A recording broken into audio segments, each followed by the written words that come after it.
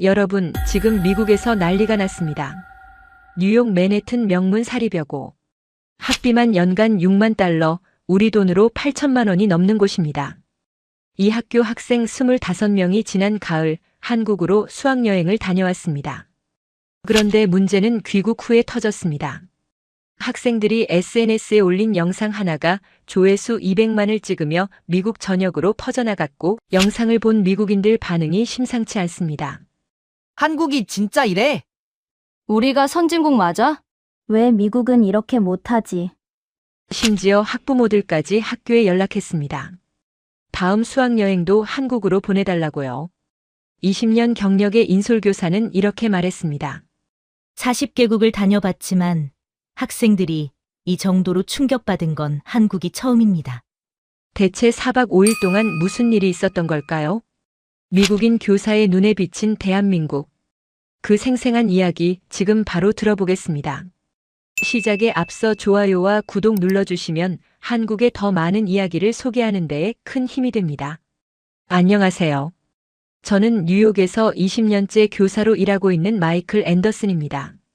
지난 가을 제 인생에서 가장 잊을 수 없는 여행을 다녀왔습니다. 목적지는 대한민국 서울이었지요. 저희 학교는 맨해튼에서도 손꼽히는 명문 사립학교입니다. 이번 여행에 참가한 25명의 여학생들은 대부분 미국 상류층 가정의 자녀들이었어요. 월스트리트 금융인, 대형 로펌 변호사, 의사 자녀들이 줄을 이뤘고, 학부모들은 1년 전부터 이 특별한 여행을 준비해 오셨습니다. 20년간 교직 생활을 하면서 40개국이 넘는 나라를 학생들과 함께 다녀봤습니다. 유럽의 대도시들, 남미의 문화 유적지들, 일본과 호주까지. 웬만한 곳은 다 경험했던 터라 솔직히 이번 한국 여행도 비슷할 거라 생각했습니다. 인천공항에 도착한 시각은 밤 11시가 조금 넘은 때였습니다. 비행기에서 내려 터미널로 들어서는 순간 첫 번째 충격이 찾아왔습니다. 심야 시간임에도 공항 전체가 마치 한낮처럼 완벽하게 돌아가고 있었던 겁니다. 뉴욕 JFK 공항은 밤 10시만 넘으면 절반 이상의 상점이 문을 닫습니다. 조명도 어두워지고 청소 상태도 눈에 띄게 달라지지요. 그런데 인천공항은 완전히 달랐습니다. 안내 데스크마다 직원들이 환한 미소로 대기하고 있었습니다. 놀라웠던 건 그분들의 표정이었어요. 심야 근무의 피곤함이 전혀 느껴지지 않았습니다. 마치 손님을 기다리고 있었다는 듯 자연스러운 미소였지요. 바닥을 보는 순간 눈을 의심했습니다. 대리석이 거울처럼 반짝거리고 있었거든요. 수만 명이 오가는 공항 바닥이 어떻게 이렇게 깨끗할 수 있는지 이해가 되지 않았습니다. 청소 직원분들이 승객이 지나간 자리를 바로바로 닦아내고 계셨는데 그 모습이 마치 하나의 시스템처럼 움직이고 있었습니다. 화장실 앞을 지나칠 때 더욱 놀랐습니다. 청소 직원분이 화장실 입구에서 이용객들에게 고개 숙여 인사하시는 모습을 봤거든요. 미국에서는 상상조차 할 수 없는 광경이었습니다. 뉴욕 공항 화장실은 냄새가 나는 경우도 많고 휴지가 떨어져 있어도 몇 시간씩 방치되기 일쑤인데 말입니다. 입국 심사를 기다리는 동안 학생들의 표정을 살폈습니다. 아이들 모두 눈을 크게 뜨고 주변을 둘러보고 있더군요. 한 학생이 제게 다가와 조용히 물었습니다. 공항이 왜 이렇게 깨끗하고 조용하냐고요. 저도 마땅히 대답할 말이 없었습니다. 그저 한국이 원래 이런 나라인가 보다 생각했지요. 입국 심사대에서 두 번째 충격을 받았습니다. 예상치 못한 외국인 학생 단체 입국이었는데도 공항 직원들이 전혀 당황하지 않았거든요. 오히려 영어가 유창한 직원이 순식간에 배치되었습니다. 그분은 학생들의 나이를 고려해 천천히 또박또박 모든 절차를 안내해 주셨어요. 자동 출입국 심사 시스템 앞에서 기계 조작에 서툰 학생이 있으면 직원분이 바로 다가와 도와주셨습니다. 화면에는 영어를 비롯한 여러 나라 언어가 지원되고 있었고 어떤 학생이든 쉽게 따라할 수 있도록 직관적으로 설계되어 있었습니다. 미국에서는 입국 심사에 한두 시간 걸리는 게 보통입니다. 줄도 길고 직원들도 무뚝뚝하지요. 질문도 까다롭고 때로는 불쾌한 경험을 하기도 합니다. 그런데 인천공항에서는 모든 과정이 15분 만에 끝났습니다. 수화물을 찾으러 가는 길 거대한 전광판이 눈에 들어왔습니다. 실시간으로 짐의 위치가 표시되고 있었거든요. 어느 비행기 짐이 몇 번 컨베이어 벨트에서 나오는지, 몇 분 후에 도착하는지까지 정확하게 알려주고 있었습니다. JFK에서는 짐 찾는 데만 1시간씩 걸리는 경우가 허다합니다. 어디서 나오는지도 모르고 무작정 기다려야 할 때가 많지요. 그런데 인천공항에서는 안내대로 가니 정확히 그 시간에 짐이 나왔습니다. 그 순간 깨달았습니다. 이건 단순히 공항이 좋은 게 아니라 나라 전체가 다르게 돌아가고 있다는 것을요. 공항을 빠져나와 리무진 버스를 기다리는 동안이었습니다. 학생들의 표정이 확연히 달라지기 시작했어요.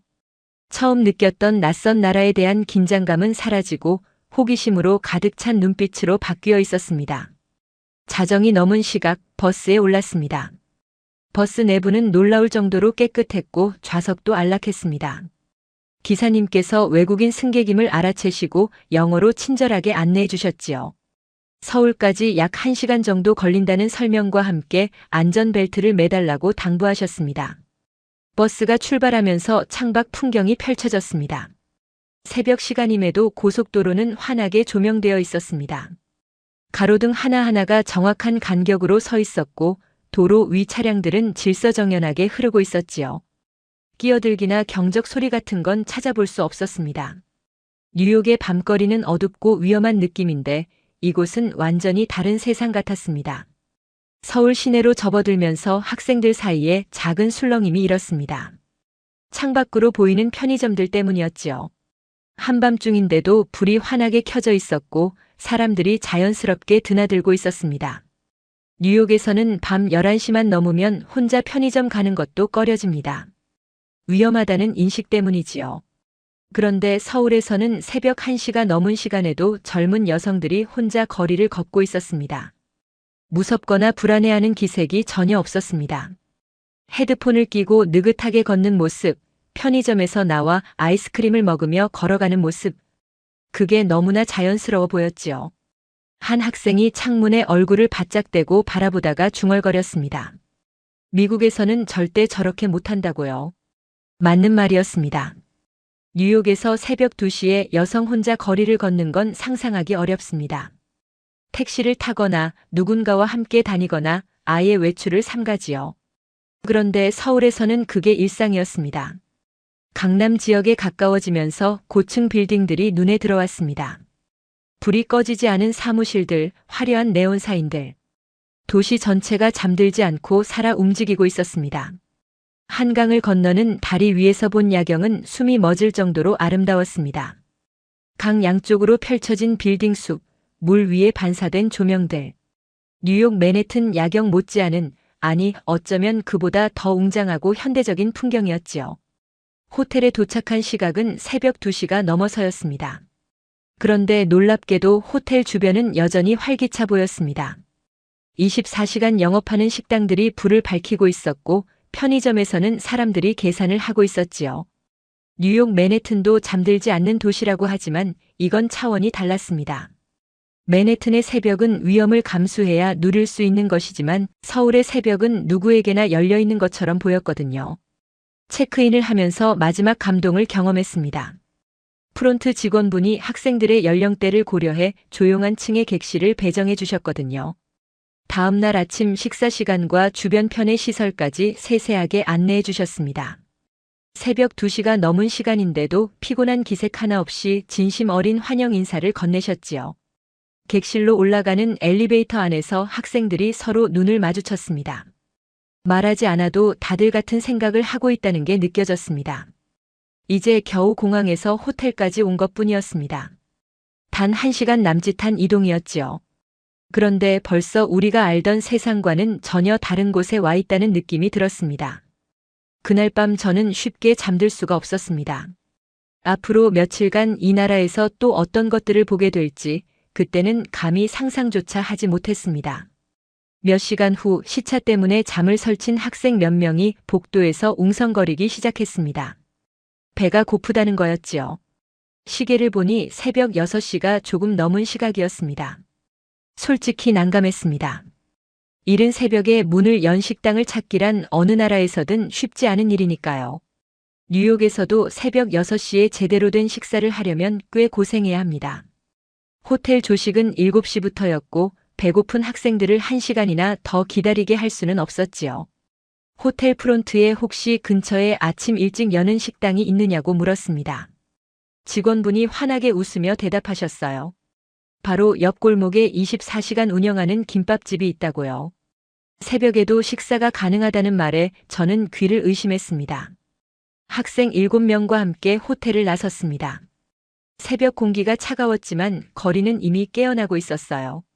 조깅하는 사람들, 출근 준비를 서두르는 직장인들, 편의점에서 커피를 사들고 나오는 젊은이들까지 서울이라는 도시는 새벽부터 움직이고 있었습니다.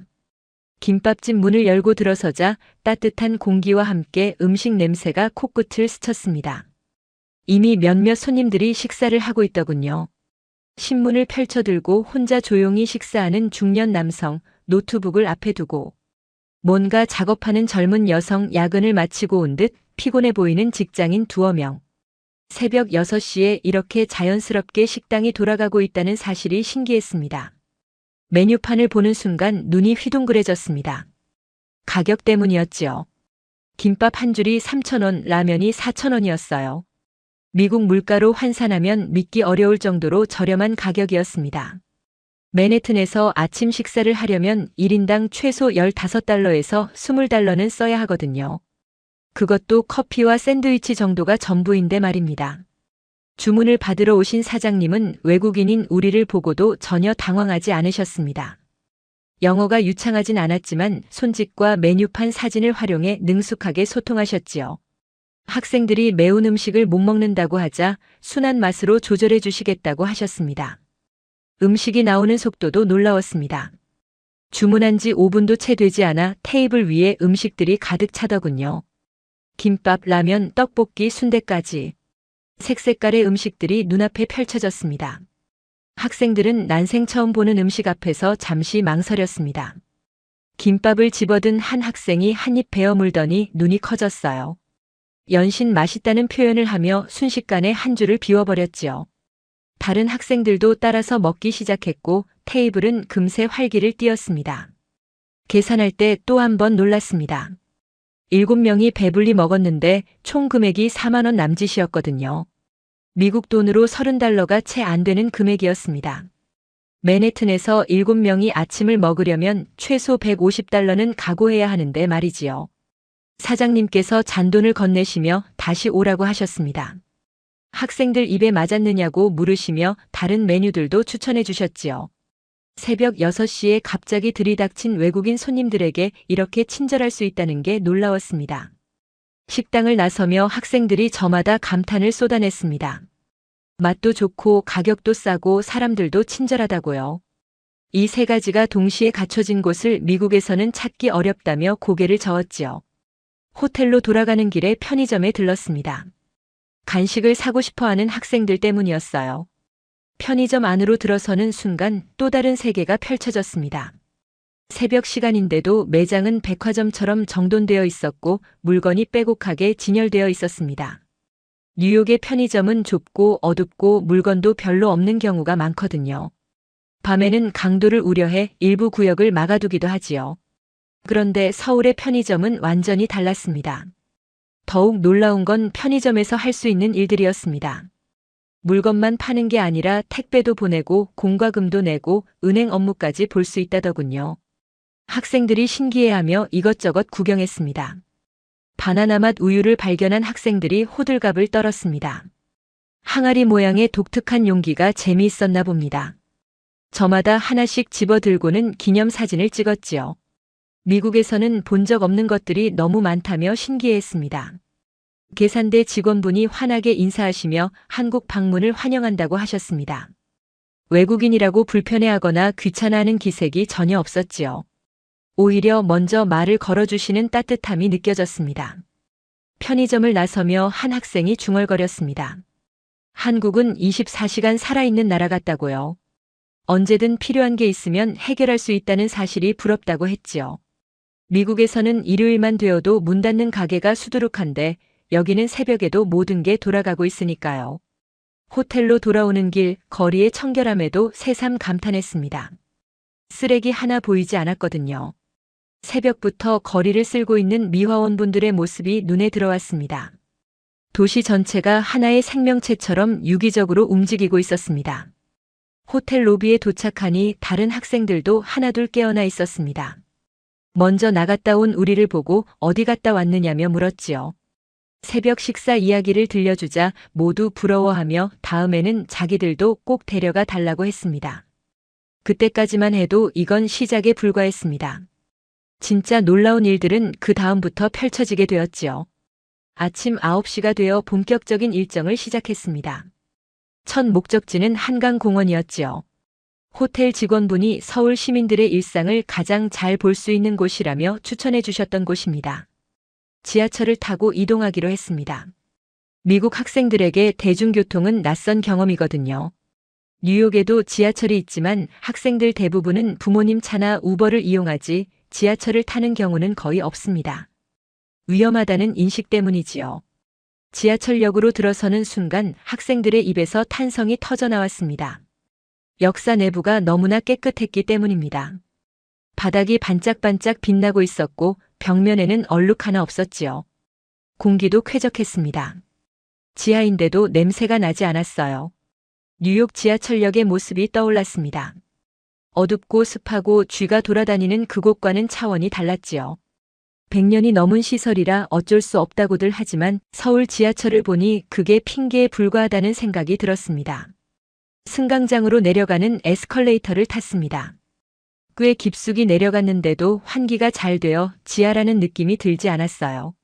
학생들은 연신 주변을 둘러보며 사진을 찍었습니다. 승강장에 도착하니 사람들이 줄을 서서 기다리고 있었습니다. 바닥에 그려진 승차 위치 표시를 따라 두 줄로 질서정연하게 서 있더군요. 밀치거나 새치기 하는 사람은 단 한 명도 없었습니다. 전광판을 보고 또 한 번 놀랐습니다. 다음 열차가 정확히 몇 분 몇 초 후에 도착하는지 표시되고 있었거든요. 한 학생이 시계를 보며 확인했습니다. 정말 그 시간에 딱 맞춰 열차가 들어왔지요. 뉴욕 지하철은 언제 오는지 알 수 없습니다. 10분을 기다려도 안 오다가 갑자기 세 대가 연달아 오기도 하지요. 그래서 뉴요커들은 지하철 시간을 아예 믿지 않습니다. 그런데 서울에서는 초 단위로 시간이 지켜지고 있었어요. 열차 문이 열리자 사람들의 행동이 인상적이었습니다. 내리는 승객들을 위해 양옆으로 비켜섰지요. 내리는 사람이 다 나간 뒤에야 질서 있게 탑승했습니다. 아무도 밀거나 다투지 않았어요.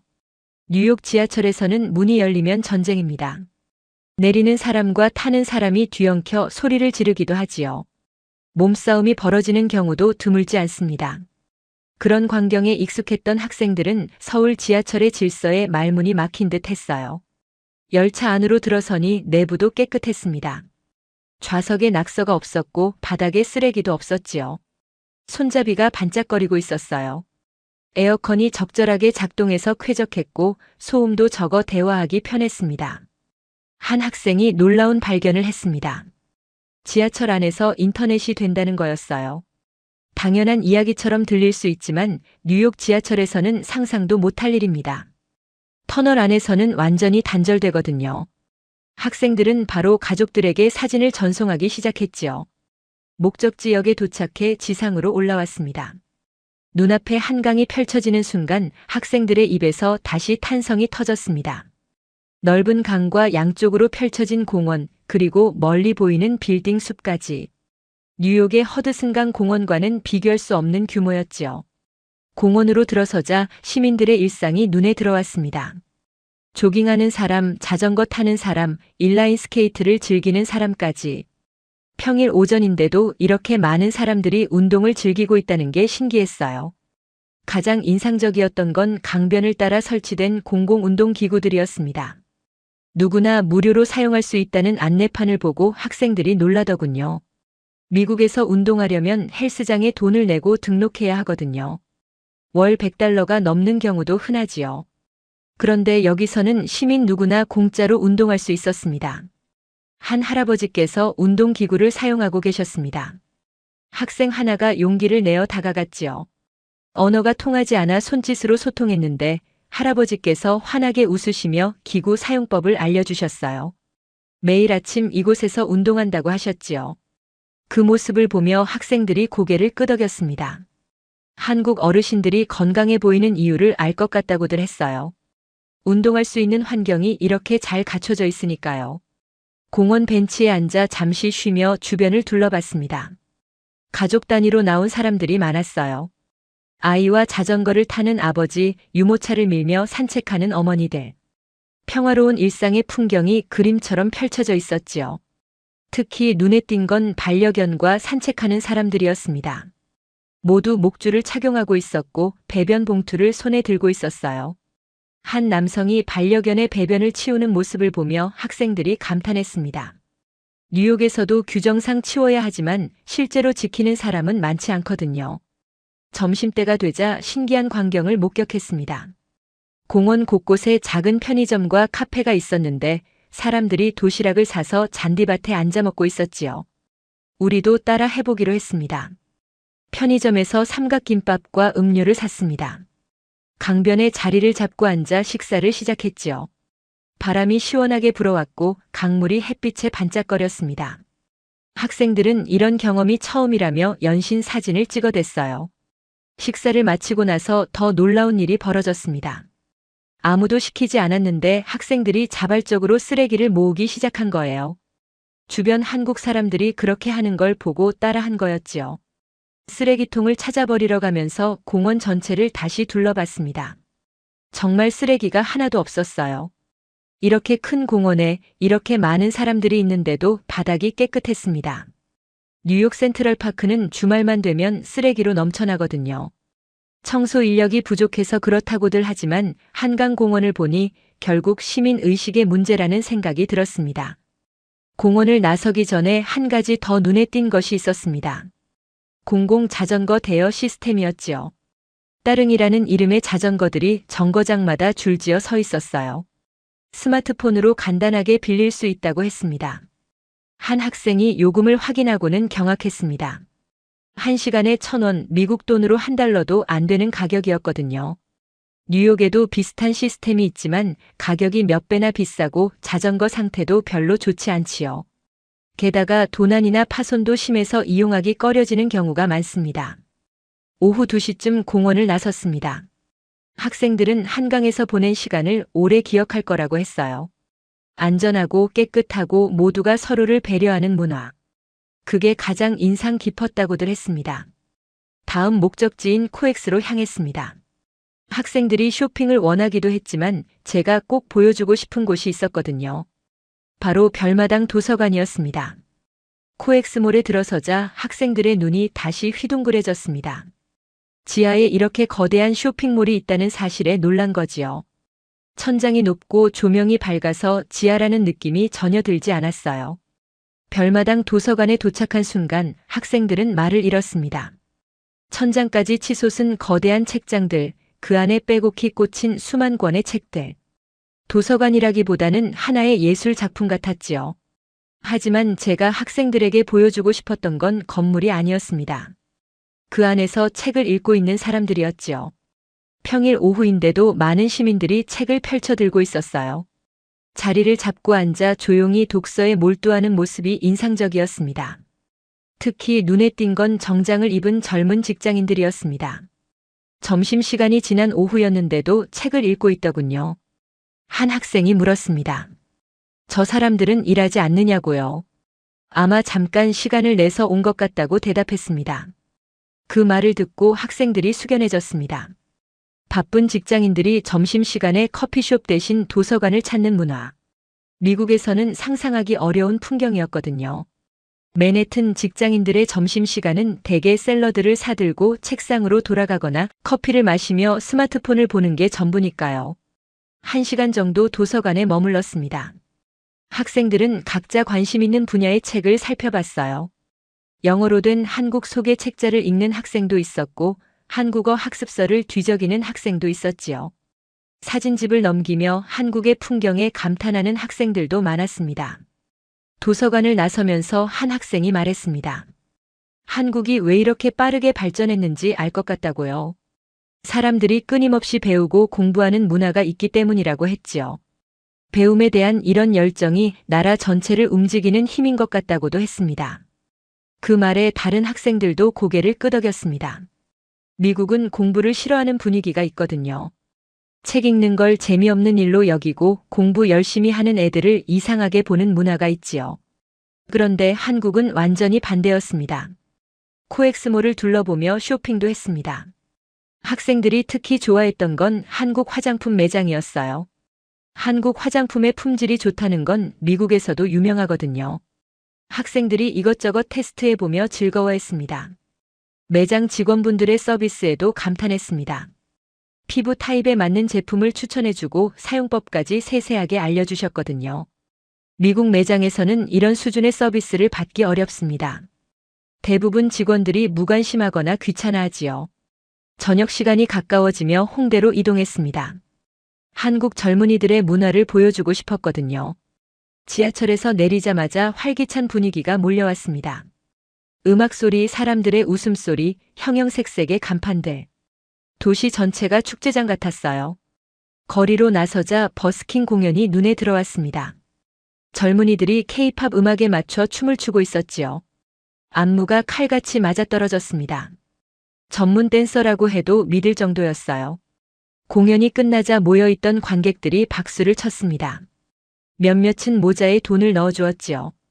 공연자들이 고맙다며 인사했습니다. 학생들이 감탄했어요. 길거리 공연의 수준이 이 정도라니 믿기 어렵다고요.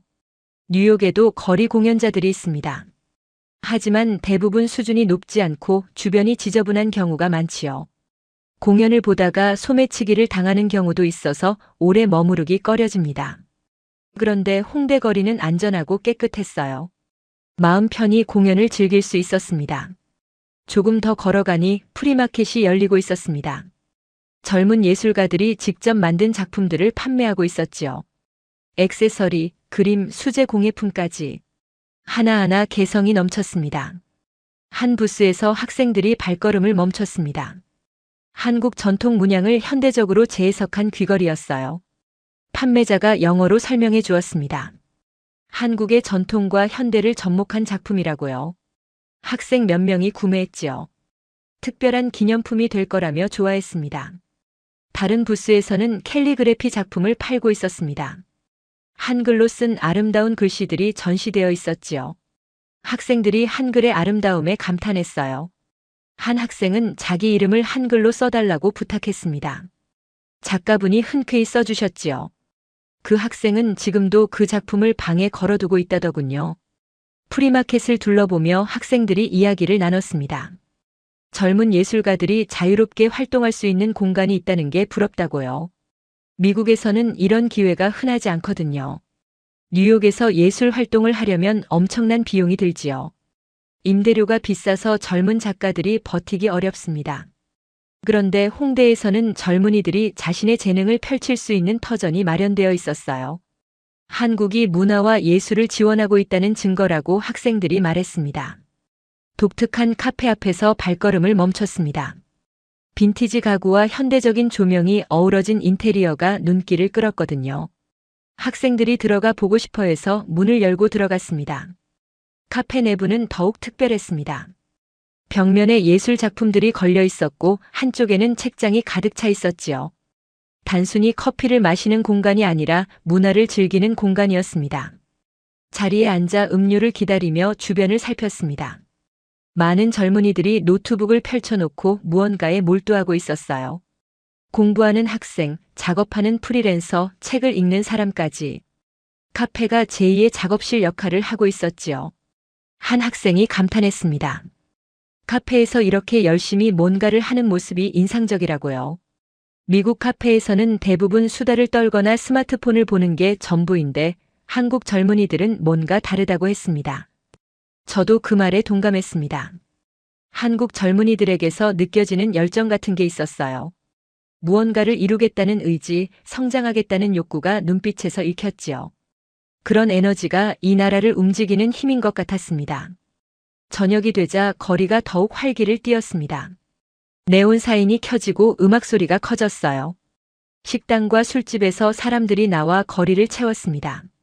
학생들이 이 분위기에 흠뻑 빠졌지요. 저녁 식사로 삼겹살을 먹으러 갔습니다. 학생들이 한국 바비큐를 경험해 보고 싶다고 했거든요.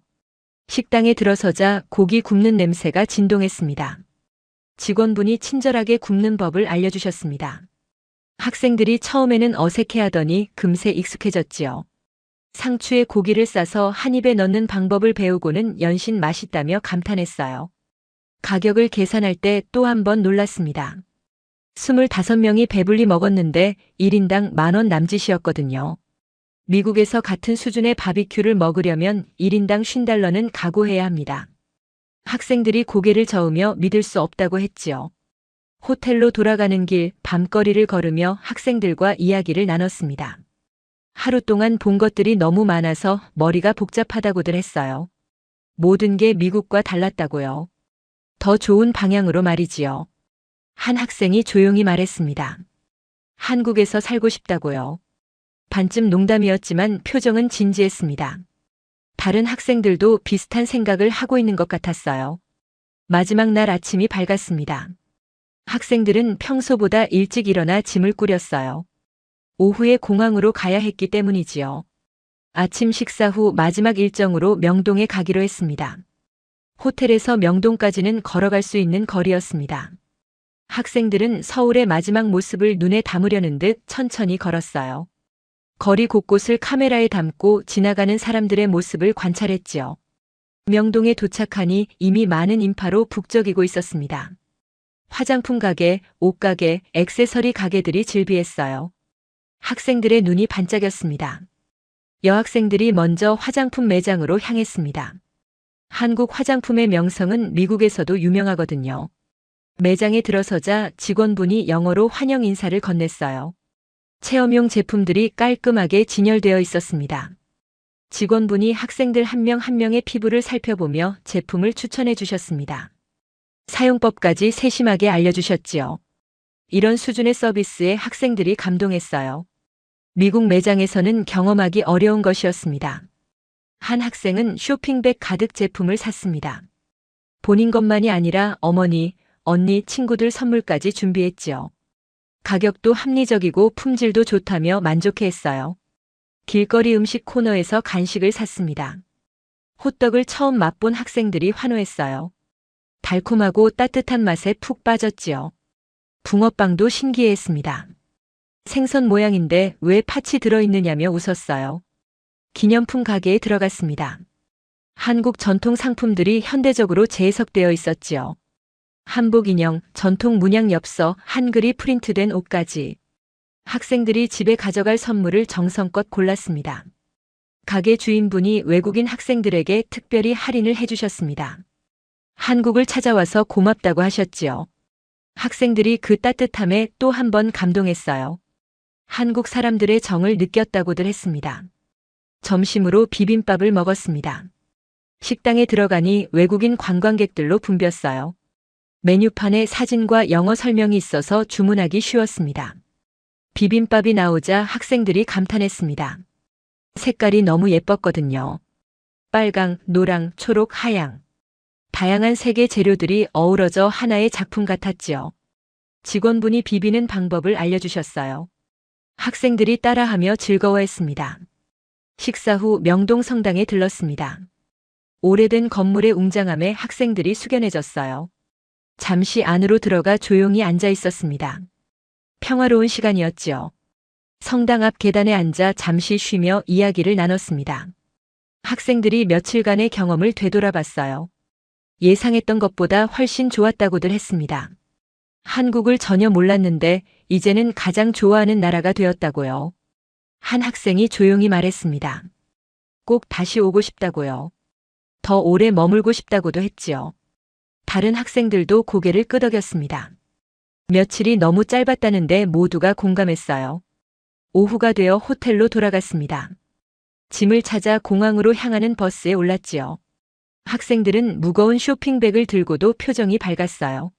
한국에서 산 물건들이 소중한 추억이 될 거라며 웃었습니다. 버스가 출발하자 학생들은 창밖을 바라봤습니다. 스쳐 지나가는 서울의 모습을 눈에 담으려는 듯 했지요. 누군가 조용히 중얼거렸습니다. 꼭 다시 올 거라고요. 인천공항에 도착했습니다. 며칠 전 처음 발을 디뎠던 바로 그곳이었지요. 하지만 학생들의 마음은 완전히 달라져 있었어요. 처음에 호기심은 사라지고 아쉬움만 가득했습니다.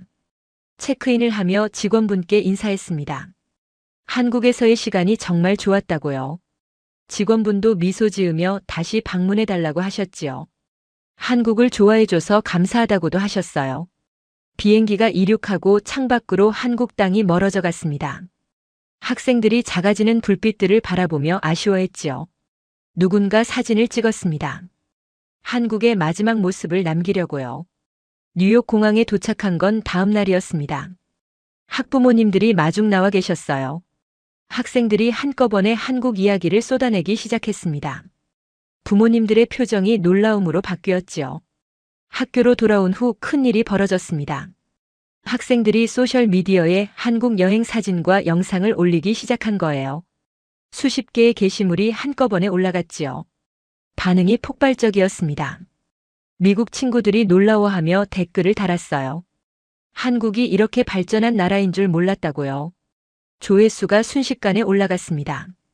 특히 인기를 끌었던 건 새벽 거리 영상이었습니다.